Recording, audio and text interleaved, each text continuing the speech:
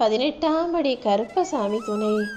என் தங்கப்பிள்ளை, நீ என்ன வேணும்னு கேட்டியோ, எதை எதிர்பார்த்து காத்துக்கிட்டு இருக்கியோ, அதை உன் கைகளில் கொடுத்து உன் தேவையை நிறைவேற்றும் விதமாக தான் இந்த கருப்பசாமி உன்னை தேடி வந்திருக்கேன்.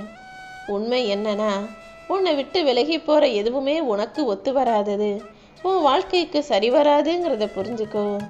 உன்னை புரிஞ்சுக்காத எதுவும் யாரும் உன் வாழ்க்கையில் இருக்க மாட்டாங்க.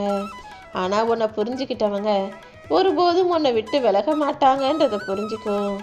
எது உன்னை நோக்கி வந்தாலும் ஏற்றுக்கொள். எது உன்னை விட்டு விலகி போனாலும் சரின்னு அப்படியே விட்டுடு. இதுதானே மகிழ்ச்சிக்கான திறவுகோலாக இருக்கும். அடுத்த பிறவியில் யாருக்கு என்ன பிறவின்றது யாருக்கும் தெரியாது.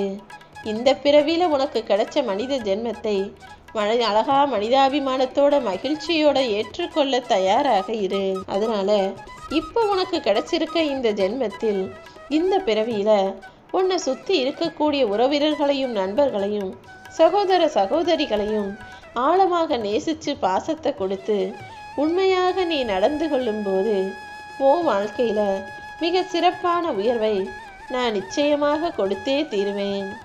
உன் வாழ்க்கையில் நடக்காததையும் உனக்கு கிடைக்காததையும் நினச்சுமே நீ கவலைப்படுறியே, நான் சொல்கிறத கேளு. காரில் போகிறவனை பார்த்து கவலைப்படுற நீ, காலே இல்லாதவன் உன்னை கடந்து போவதை ஏன் பார்க்க மாட்ட? உன்னை விட கஷ்டப்படுறவங்க இந்த பூமியில் இருக்க தான் செய்கிறாங்க. உன்னை படைச்ச நான் தான் அவங்களையும் படைச்சேன். ஆனால் ஏன் அவங்க கஷ்டப்படுறாங்க, எதுக்காக அவங்கள நான் இவ்வளோ துன்பப்படுத்துகிறேன்னு யோசிச்சு பார்த்துருக்கியா? எல்லாரும் அவங்க செய்த தவறுக்கும் பாவத்துக்கும் உரிய தண்டனையை அனுபவிக்கணுங்கிறது தான் தலையெழுத்தாக எழுதப்பட்டிருக்கு. அதே போல உன் வாழ்க்கையிலையும் சில கஷ்ட நஷ்டங்களை கடந்து வந்து நிச்சயமா நீயும் நல்ல நிலைமைக்கு வாழதான் போற. அப்படிதான் உனக்கு தேவையானதை இப்போது உன் கைகளில் கொடுப்பதற்காக இந்த கருப்பசாமி உன்னை தேடி வந்திருக்கேன். நீ எல்லார்கிட்டையும் அன்பா பாசமா பேசினாலும் பழகினாலும் மற்றவங்களும் அதே மாதிரி இருக்கணும்னு எதிர்பார்க்காத. நீ உன்னுடைய உறவுகளையும் அன்பையும் பாசத்தையும் உதட்டளவில் தான் உன்கிட்ட பேசி பழகிறாங்கன்னு சொல்லும்போது அவங்களிடம் நீ நெருங்கி பழகிறத குறைச்சிக்கிறது தான் நல்லது. ஏன்னா நீ எல்லாருக்கும் அன்பா பாசமா உண்மையா இருந்தாலும் எதிர்த்தரப்பில் உனக்கு எதிரில் இருக்கவங்க அதே அளவு அன்பை காட்டுவாங்க, அதே மாதிரி பாசத்தோட எதிர்பார்ப்போட இருப்பாங்கன்னு நீ நினைக்காத. ஓ வாழ்க்கையில் இனிமே மீண்டும் ஒரு முறை நீ அழுகுவதற்கோ கவலைப்படுவதற்கோ அவசியமே இல்லாத அளவுக்கு உனக்கான வாய்ப்புகளை மிக சிறப்பாக நான் கொடுக்குறேன்.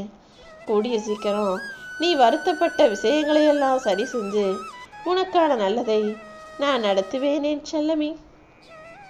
உன்னை விரும்பாத விஷயத்தை நீ தேடி போகாத. அதே நேரத்தில் உன்னை விரும்பக்கூடிய எதையும் நீ விட்டு விடாதே. உன் வாழ்க்கையில் எந்த குறையும் குற்றமும் இல்லாத அளவுக்கு எல்லாவற்றையும் நிறைவாய் நிறைய கொடுத்து அழியாத பேரோடும் புகழோடும் செல்வத்தோடும் உன்னை வாழ வைக்க இந்த கருப்பசாமி நான் இருக்கேன். சரியான நேரத்தில் இனி எல்லாமே சரியாக உன்னை வந்து சேரும். உனக்கு இனி ஒவ்வொன்றாக நல்லது நடக்க தொடங்கும் என் செல்லமே.